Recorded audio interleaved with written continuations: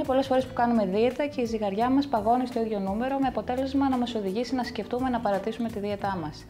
Εμείς δεν θέλουμε βέβαια να συμβεί κάτι τέτοιο, γι' αυτό έχουμε έρθει στον ειδικό, στον κύριο Γιάννη Χρήσου, για να μας λύσει τις απορίες σχετικά με αυτή την περίοδο στασιμότητας που βιώνουμε όταν προσπαθούμε να χάνουμε βάρος. Κύριε Χρήσου, θέλω να μου πείτε γιατί συμβαίνει αυτό, γιατί ξαφνικά κολλάει το νούμερο στη ζυγαριά μας. Κάνουμε εμείς κάτι λάθος ή μπορεί να προκύπτει κάποιο πρόβλημα υγείας το οποίο δεν το γνωρίζουμε?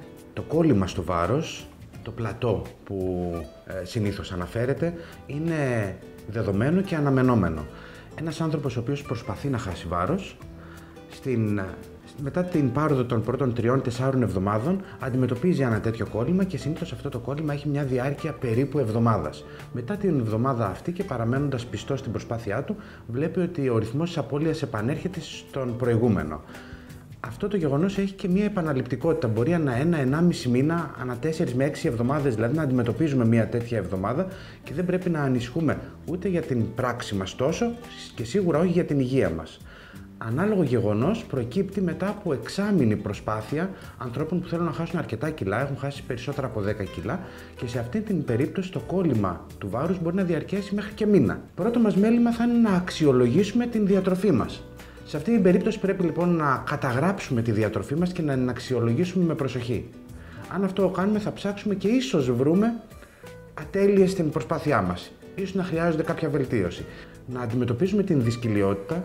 Συχνά σε αυτές τις περιπτώσεις, σε αυτές τις περιόδους μετά από μερικές εβδομάδες μείωση της ποσότητας της τροφής μπορεί να προκύψει μειωμένος ρυθμός κενώσεων.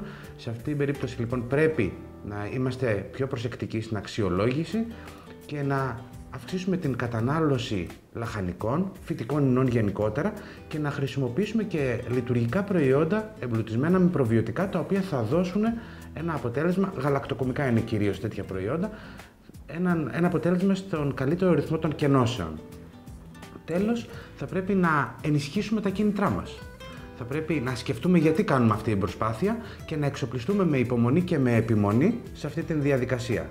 Η άσκηση βοηθάει σε αυτή την περίπτωση, μας βοηθάει να ξεκολλήσουμε? Φυσικά βοηθάει. Μετά τις πρώτες εβδομάδες,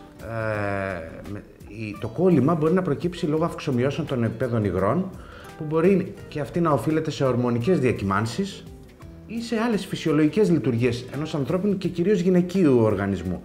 Σε αυτή την περίπτωση λοιπόν η άσκηση και μάλιστα με τη μορφή βαδίσματος, ήπιου τζόκινγκ, κολύμπι, ποδήλατο μπορεί να βοηθήσει στην καλύτερη λειτουργία του οργανισμού, στην απομάκρυνση περίσσιας υγρών, στην καλύτερη όθηση του οργανισμού μας και του μεταβολισμού μας. Μάθαμε ότι η άσκηση παίζει πάρα πολύ σημαντικό ρόλο αν θέλουμε να ξεκολλήσουμε μια περίοδο στασιμότητας που βιώνουμε όταν κάνουμε μια δίαιτα.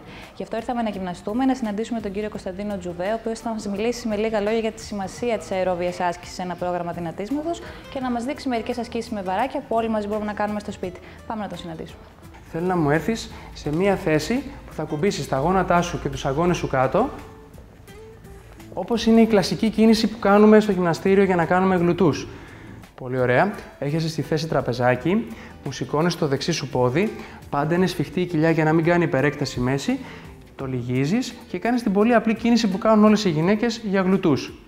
Μέχρι εδώ δουλεύεις από τη μέση σου και προς τα κάτω. Ναι. Θες να συνδυάσουμε μια άσκηση που να δουλέψεις και το υπόλοιπο σώμα σου? Βεβαίως. Πολύ ωραία. Παίρνεις πάλι το βαράκι σου και το κρατάς με το αριστερό σου χέρι.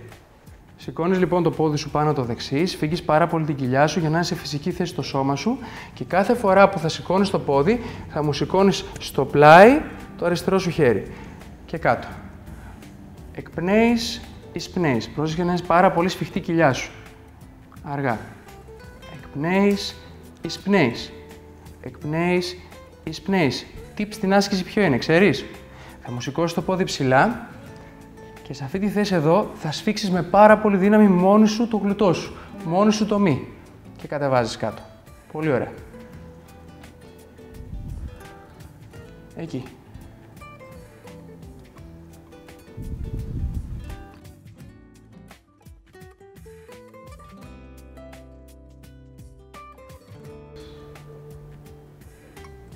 Ωραία. Είσαι εντάξει, Άρτεμις. Κάτσε να τα πούμε λίγο. Λοιπόν, το ιδανικό για να μπορέσουμε να έχουμε το επιθυμητό αποτέλεσμα σε σχέση με την καύση του λίπους που λέγαμε πριν και την ενεργοποίηση του μεταβολισμού είναι να κάνουμε τουλάχιστον, αν μπορούμε, 5 φορές την εβδομάδα στο σπίτι μας αυτό που έκανες, όχι πολλή ώρα, 15 με 20 λεπτά. Πώς θα το διαμορφώσουμε αυτό? Η κάθε άσκηση θα είναι 40 με 50 δευτερόλεπτα. Θα ακολουθεί ένα διάλειμμα της τάξης των 10 με 20 δευτερολέπτων και θα μπαίνουμε στην επόμενη άσκηση. Αυτό που συστήνεται βέβαια είναι ότι ένας άντρας σε σχέση με μια γυναίκα μπορεί να πάρει ή πιο πολλά κιλά να κρατάει στο χέρι του, πάνω από 5 δηλαδή τουλάχιστον, εάν είναι σε ένα μέτρο επίπεδο, αλλιώς μπορεί να κάνει το εξής, να αυξήσει το χρόνο που θα εκτελεί τις ασκήσεις. Okay. Εγώ αισθάνομαι υπέροχα πάντως, ελπίζω και εσείς. Ευχαριστούμε πολύ, Κωνσταντίνε. Να είστε καλά.